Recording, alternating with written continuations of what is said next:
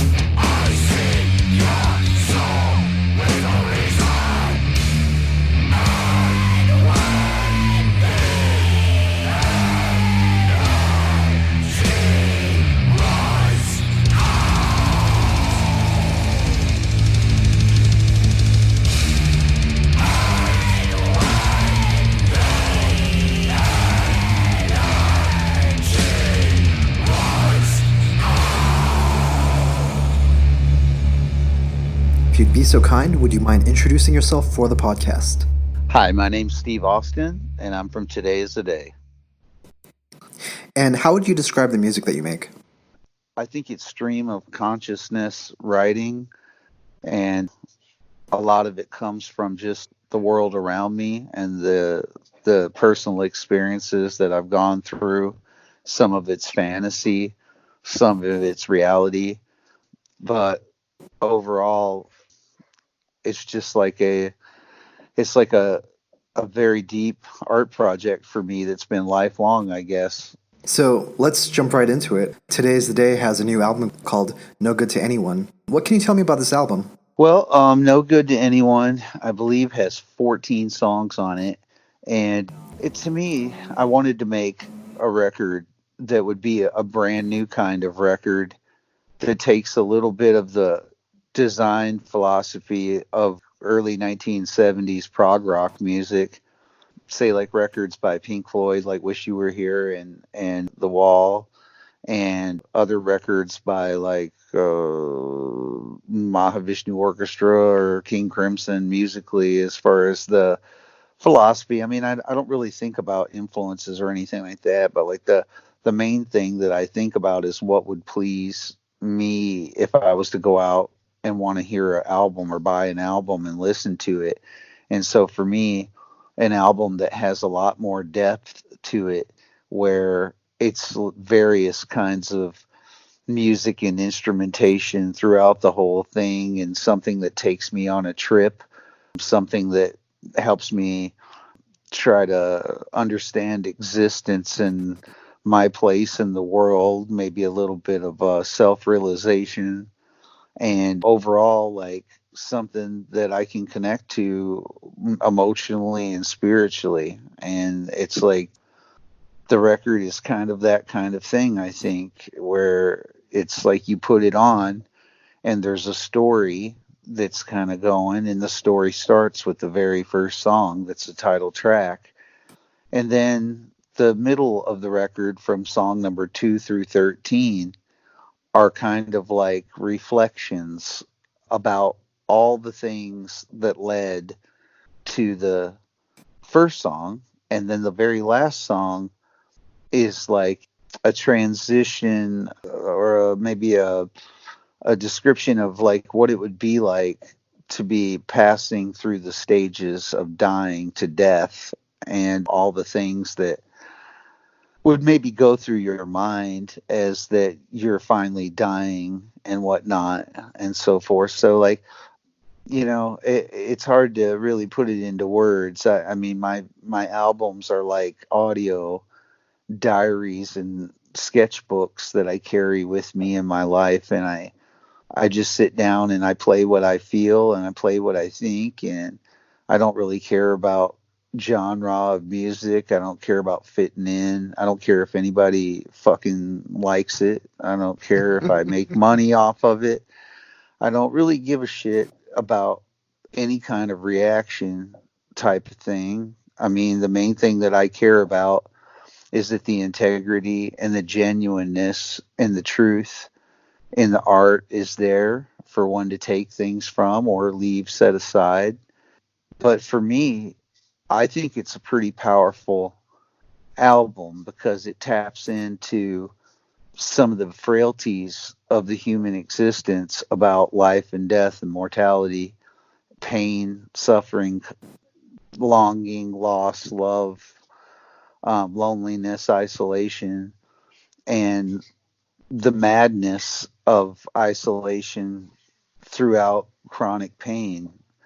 So it's like it's a very real album in the sense that a lot of aggressive records that talk about oppression and pain and suffering and all these things, a lot of those are more like a perusing through those ideas of wonderment, but this is more like an actual log of things like that really happening to someone, and the person who's really making it living through them and then attempting to play them through instruments and singing. So you mentioned this album is about frailty and mortality and reflecting on death. I think we should mention that this album was created after you yourself went through some serious health issues, some life threatening issues. Tell me about the creation of this album in light of what you were going through. Was it cathartic at all? I it was, but I don't think the cathartic part really happened until later on. Like, meaning, I won't bore our listeners with my trials because I think that out there right now there are millions of people who are suffering and going through things that are way, way worse than I experienced. And there are some of those people who may even die today because of their condition. But I as well went through a few things where a tragic van accident shattered my hip socket and dislocated my other one. And then with my immune system compromised due to that, I ended up catching Lyme disease at the same time about a few months later. And so through a lot of medical mysteries about both my walking and the disease, I was left in the dark for about 3 years trying to make sense of what was happening to me because none of the medical professionals could figure it out. And all the while, I was going through a very slow degradation of my physical presence because of all these things going on. And to be a person who's been pretty strong and healthy throughout most of my life, who's never really experienced much of anything like that, it couldn't have come at like a worse time. It came right at a transition time from Southern Lord to our new label with all kinds of amazing things going on, and writing a new record and recording a new record and I just had to, for myself, I had to not give in to what was going on with me, which most people I think would have done, because it made the task of doing all that stuff about 1,000 times harder to do. But I felt like that there was a reason for all of this stuff, for some deeper reason that maybe I don't know. And so I decided, what the hell, it's like I can't just stay trapped in this house all day long, all night long, and not do anything but just writhe in pain. So I tried to pick my moments when I would physically be able to do the things that were required in trying to write an album and make it. And it stretched everything out over a really long time, a lot longer than I would have wanted to. So that cathartic part, that's what I meant about, it took like almost 3 years total to record every little thing that's on the album and mix it down and master it. And, you know, after time went by and the piece was done, I look back at it and I did, there was times I hated the album and I wanted to throw it away. And then there's times that I would see a glimmer of hope within it. I mostly disliked the album a whole lot because I felt like that the honesty of what I was putting into it was extremely embarrassing in a lot of ways, because a lot of the pain and craziness that I was feeling made the character in the album, which is me, definitely be, I guess, depicted as broken and weak, or reaching and grasping for life a little bit at times. And when you think about playing in a band and playing music and everything, everybody's got their idea of like their hero or their guy in the band. He's big and strong, he can do anything. Or maybe she's big and strong, she can do anything.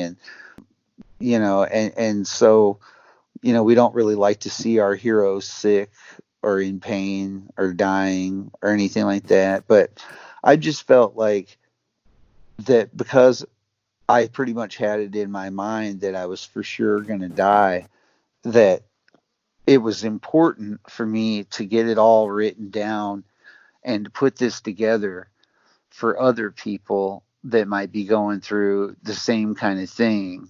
And so therefore I didn't know if I would see the release of the album or not. I thought that, there was a possibility it might get done and then it would come out after I would be dead. And I sold every possession that I had. I liquidated anything that was worth anything, just about it, in preparation for dying. And that was to put the money aside for my family and my wife and kids in case I died. And so 3 different times it came up where it could have happened, but it didn't. And now here today, I'm pretty much 100% back to physical, and probably stronger than I was when I was like 20 years old. But at the same time, like, it was something that was necessary. And I think that in the end, the album is a beautiful epitaph about life, love, and sorrow, and melancholy. But the message in it left behind so much is just that love is the answer to the whole fucking thing. That you don't need material possessions, that you don't need things, that you don't need anything, that hating somebody else is poisonous, and that it leads to nothing but destruction. And that in the end, that if the world would embrace love more, that all of our differences and the problems that we face would then probably eventually get worked out. But it all starts with this common human thread that we have, which is love for one another.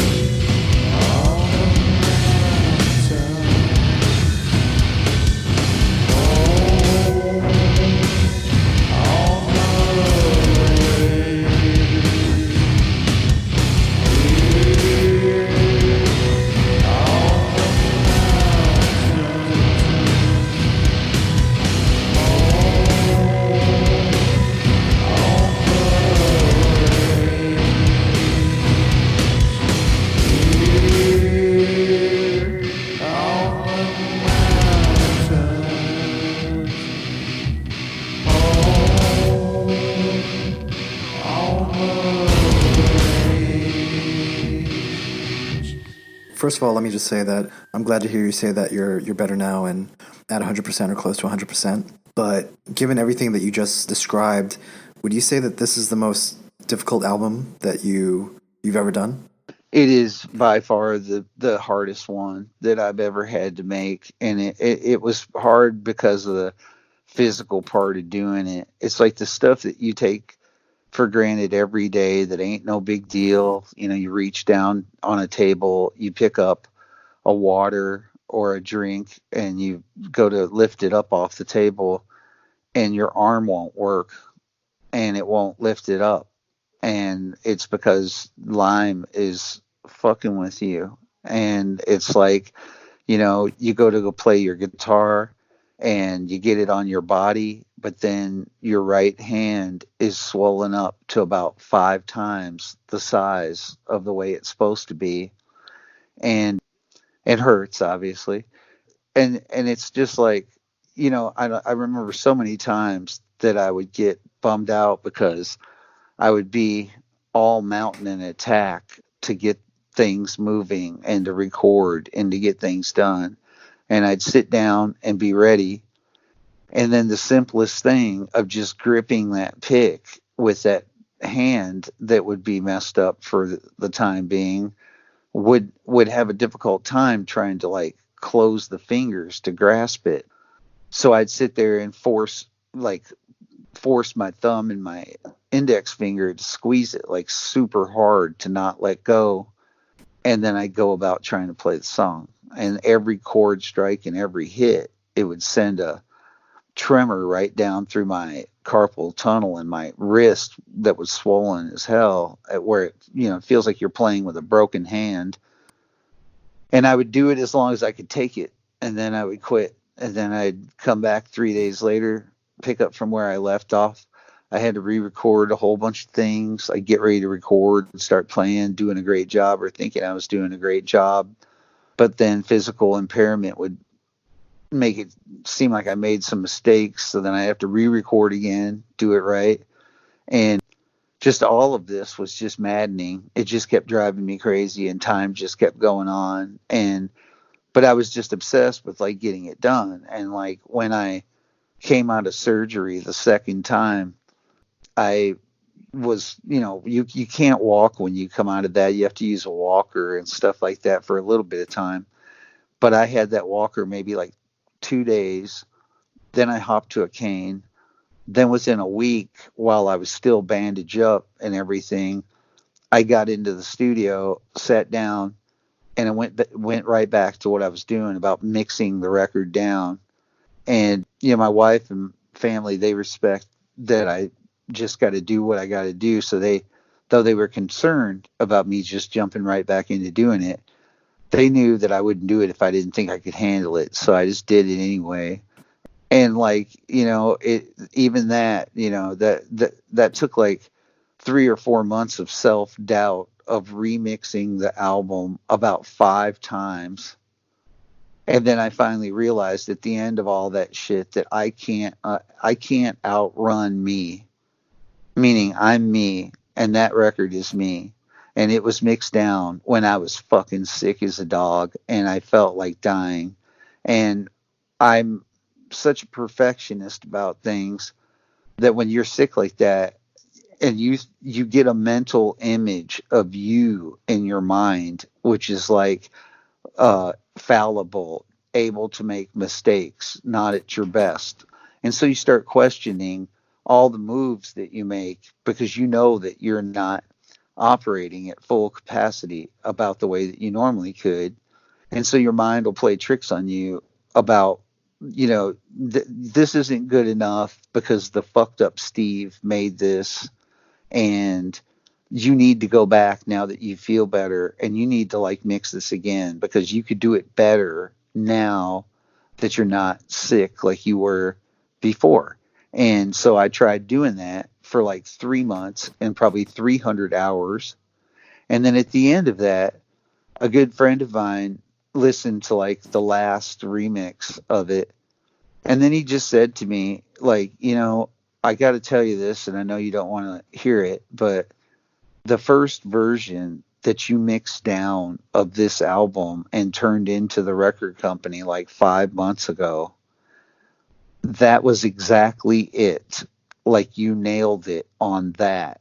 And so I don't really understand why you're remixing the record again and again and again and again and one more time for 5 times. And it's like I I had to face understanding that there's nothing wrong with me being me about being sick, meaning that if you judge me about it, then fine, fuck it, I don't care. Like that, I'm me, and that's the way it is. And so, like, it's like if I make no good to anyone and I mix it down and I give my heart and soul to it and I do it and I think it's right, that's me at that moment in that time, and that's the way it is. And so that's an interesting subject because I don't think a lot of people realize that, like, if you have cancer, for instance, and you've been sick with it for like 2 years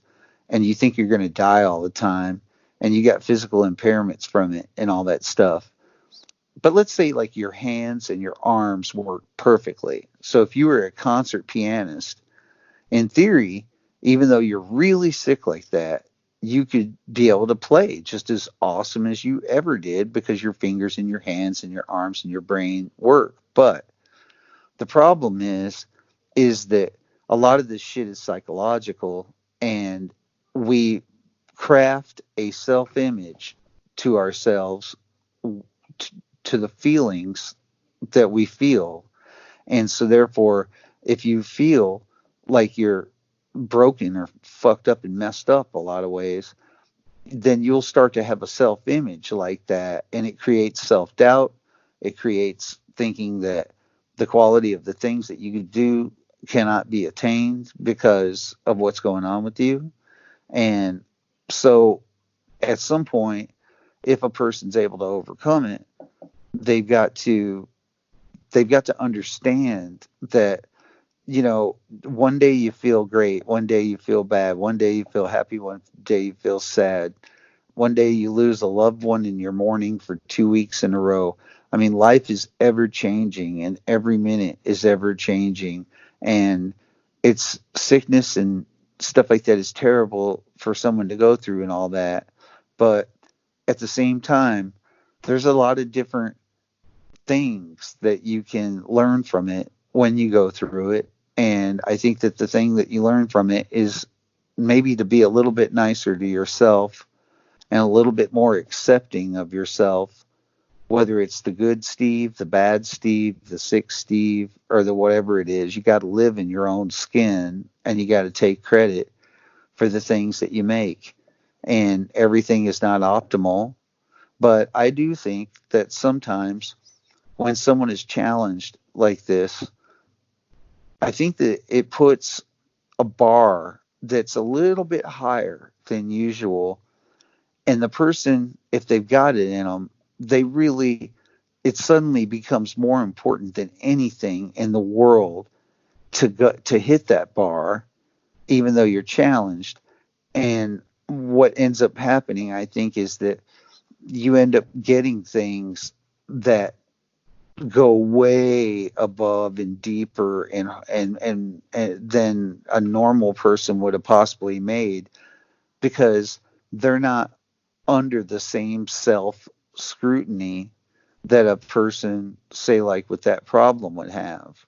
So as much as I hated the physical experience of making no good to anyone, I feel like that it was very important because now it's left something behind that someone else like me that might be struggling to get up in the morning to go to work because they've got a problem or something, or physical problem or some other thing that's holding them back.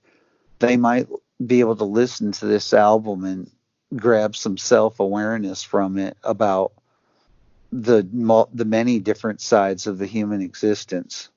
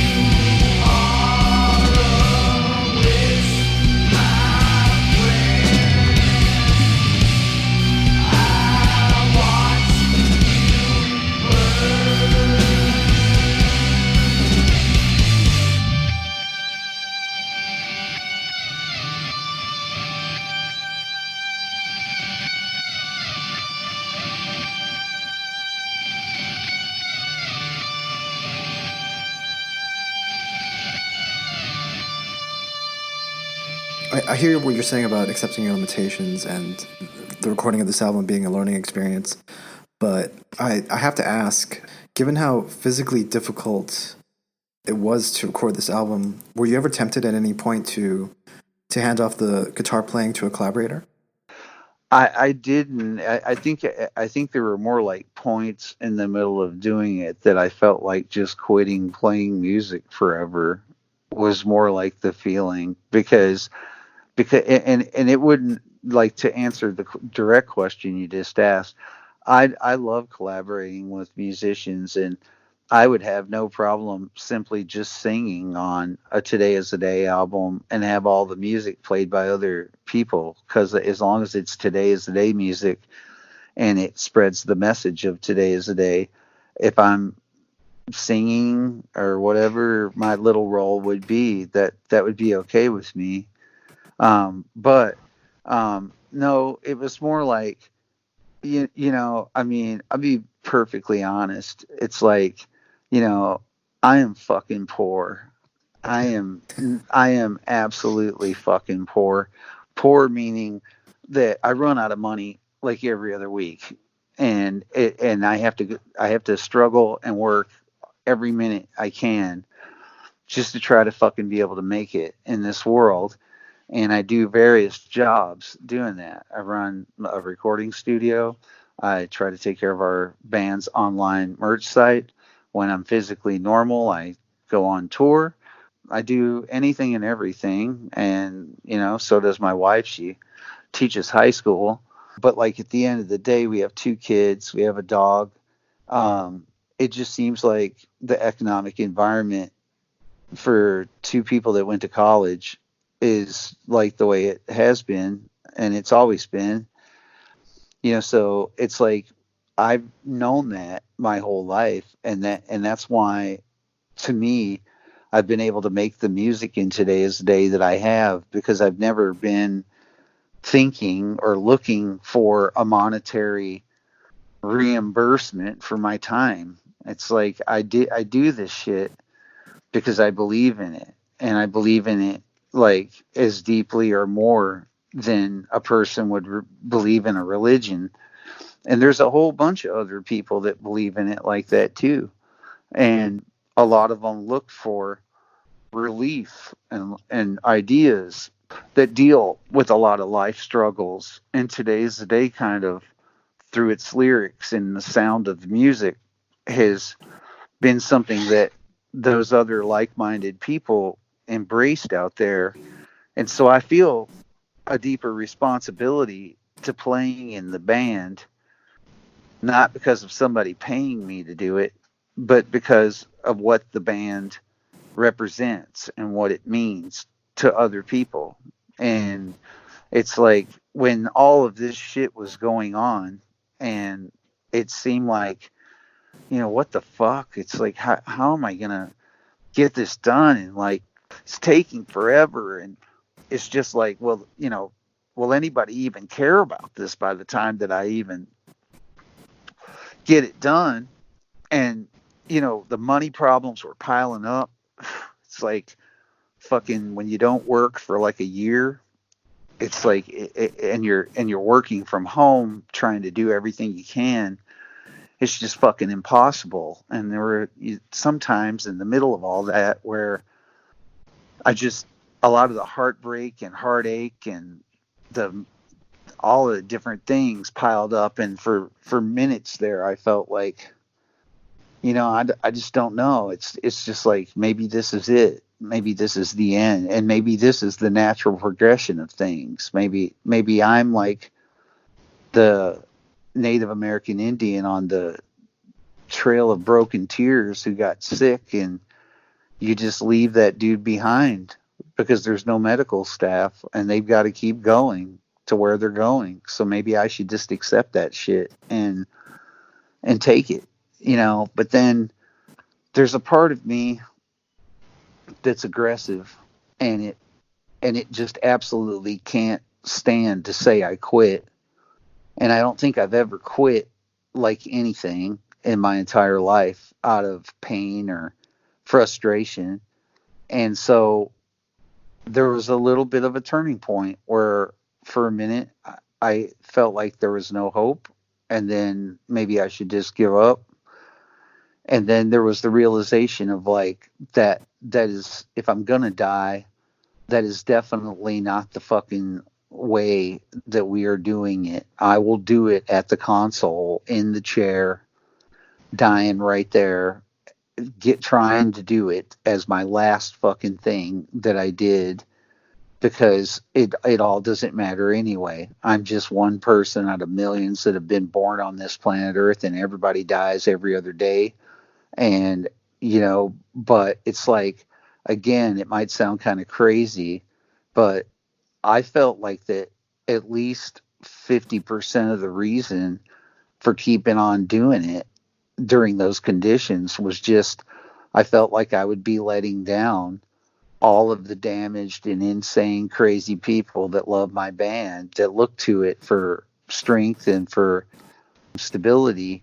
If I was to just take that away from them just like that, and there never be any more of it ever again, I felt like that could affect a pretty decent amount of people, and I'm not going to be responsible for that. I made a commitment to doing this. I gave my life to it, and early on in my youth, and I've been doing it ever since. And if anything, I feel like that I've been able to hone my craft and make myself a better singer, a better guitar player, a better songwriter.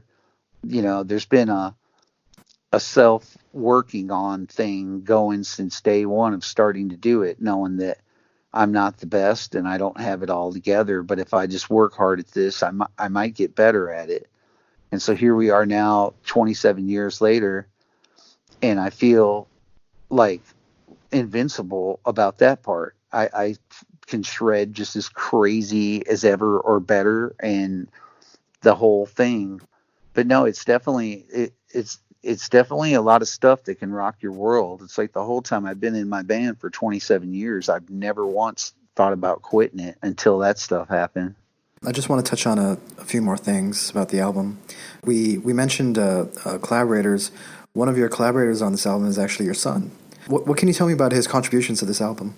Well, it was a pretty beautiful moment. It was like any other day. I was sitting in here in the living room, laying on the couch, which had become more or less my bed, with pee jugs laying by the door that I would pee in, because I couldn't make it up the stairs. I'd have to walk on all fours to get up to the bathroom. And it was a day of having like a terrible chronic Lyme attack, where probably like my foot was swollen, my left elbow, my right shoulder, my jaw felt like it was closing in. It was difficult to breathe because my airway got smaller due to the swelling in my throat. I was laying on the couch with drool coming out of my mouth and tears involuntarily just coming out of my eyes without me crying, because it was hurting that bad. And it had been going on, I think, for like 3 days at that point, and I maybe slept like about a couple of hours in between all that, from passing out from exhaustion of being in pain all that time.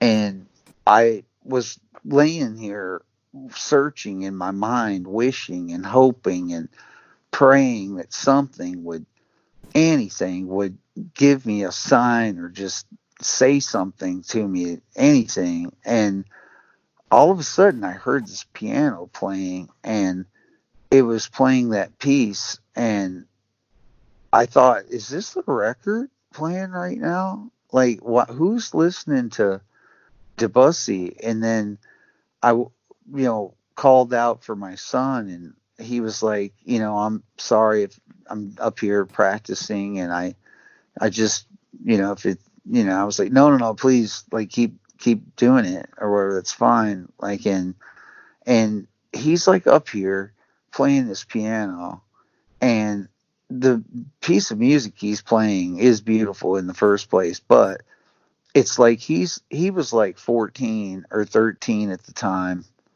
and he's very innocent, very, very untouched by society type of kid. Like he's a very, very true, good-hearted kid, like just that kind of person.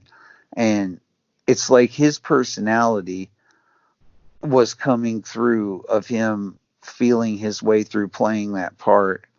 And it gave me a mental image of him when I was laying here and thinking about all the good things that he represents and how it makes me feel to know that he's my son. It was just the most beautiful thing. And but it was a fragment in time of a true scene of the movie, which is that album where in the middle of the pain of the song that's before that, and then the next thing that's coming, it's not all death and destruction every minute. It's like all of a sudden there's beauty, and then there's beauty that you hear that's naive and innocent, and the beauty that's pure and represents love. And I was just like, you know what, I need to put this in here, because it's like I'm trying to give you a little bit of a virtual reality experience of what it was like to be here and experience this.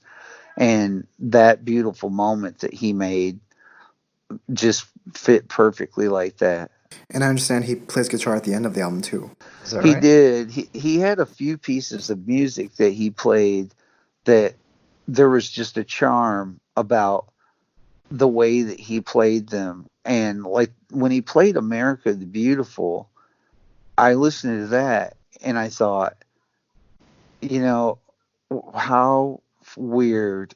It's like you're playing this song that's so beautiful and hopeful, the melody of it, and you're like innocent, and you're not a part of this whole corporate America stabbing each other in the back, dog eat dog bullshit race. You're just you're just being you, and you're just a good person. And he's playing that, and the way he played it, because it was something he was learning, there was frailty in it when he was playing it, where some of the notes might land a little ahead or a little behind. And honestly, the main thing about it when I listened to it is it was very accurate about who was playing it. To me, it sounded like a younger person or a child that was learning how to play piano was playing that. And so when you put the distortion on top of him playing that piano and have the distortion increase as it goes on, it gives a visual imagery of the innocence and the beauty and the naive part of America that's lost, and that it's crumbling and disintegrating into nothingness.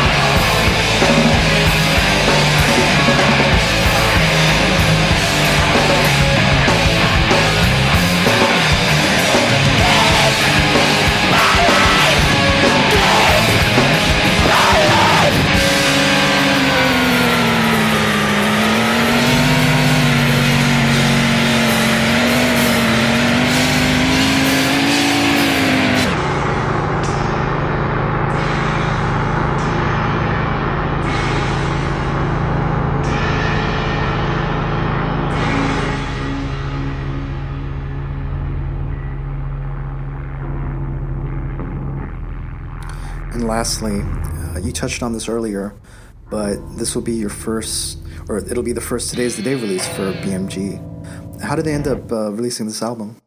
I ended up partnering with a fellow who owned the End Records named Andreas Katzenboss. A few years ago, he had been a long time Today is the Day fan that went back to the demo days of Today is the Day with how to win friends and influence people. And he had expressed an interest with me about putting new Today is the Day records out and also the ones that were out of print. And being that he knew the music all the way back to 1992, I could tell he was a devoted fan of the band and the music. And I felt like the situation was, it was really cool. It wasn't like a record deal, like where here's a record deal, we're going to give you a royalty or something like that. This was like a partnering deal that's 50-50, where we're doing it together.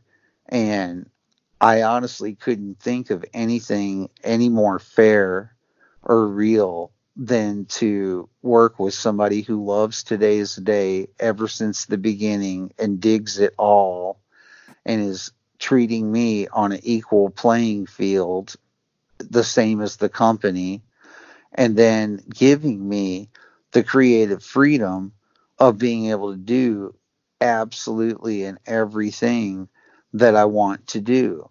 And so, like the video, I thought that up and envisioned it and then said, I want to do it like this. And then they said, okay.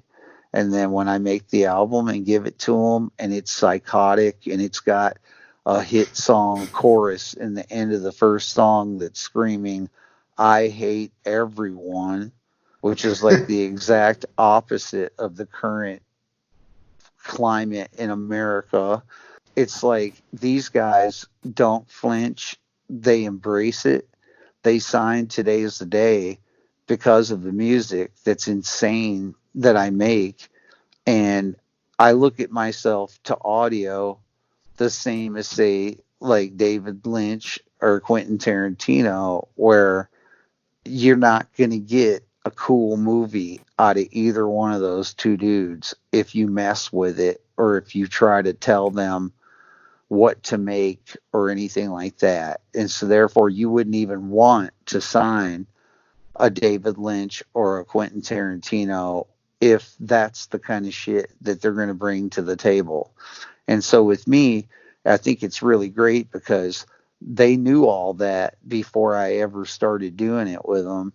And that, their position is like, we will sell the records and we will put them out there, but we want your input on every element of what's going on with it. And when it comes to the music or videos or artwork or whatever it is, like, that's all your job 100%. And we don't have anything to say about it. And so with that kind of relationship, we can coexist perfectly. And so far, like I said, I mean, we went to pick the first song that was going to come out from the album. And, I would have picked No Good to Anyone. But going to that meeting, I thought, well, you got to be workable a little bit, Steve. I mean, there's all kinds of brutal songs on the album. Like that one's really long. It's like 7.5 minutes long. And it's also the most extreme one on the album. And then I show up at the meeting and all of the BMG dudes, that's the song they want to do. So meaning it's crazy. It's like meaning there's so little resistance about anything. And if anything, we're on the same page about what would be cool. So I love it and I'm happy about it. And, I mean, it doesn't really change my life, really. It's not like just because I got on BMG Records that I suddenly now have an in-ground pool and 3 Hummers or something. I'm still exactly the same Steve prior to doing that as I am right now. But the nice part about it is that there's a lot more people to be able to help with the music about getting it out there and the message of the music. And they're very professional in the way that they get things done, and they're super respectful.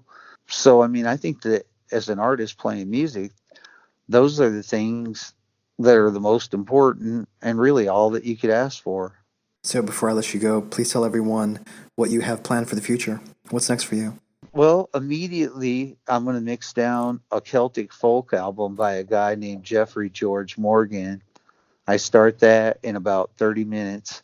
And then next week on Wednesday, we're going to take off on a 37 show tour in 40 days of the No Good to Anyone tour, in which we're going to be playing several of the songs from the new album, but then a good, healthy dose of a lot of fun ones from the previous records and stuff like that. And we're going to be hitting the road with some of my favorite bands too, which is The Obsessed with Wino, probably in the top 10 heaviest guitar players on planet Earth. And then we got 16 from California. Been friends with them for probably 20 years, and I consider them to be an amazing underground band that plays really, really cool, aggressive music. And then we've got Child Bite in the middle of it all, who I think is one of the coolest newer bands that's come out in the last years or so, representing wild, unadulterated punk rock, hardcore noise, anything goes.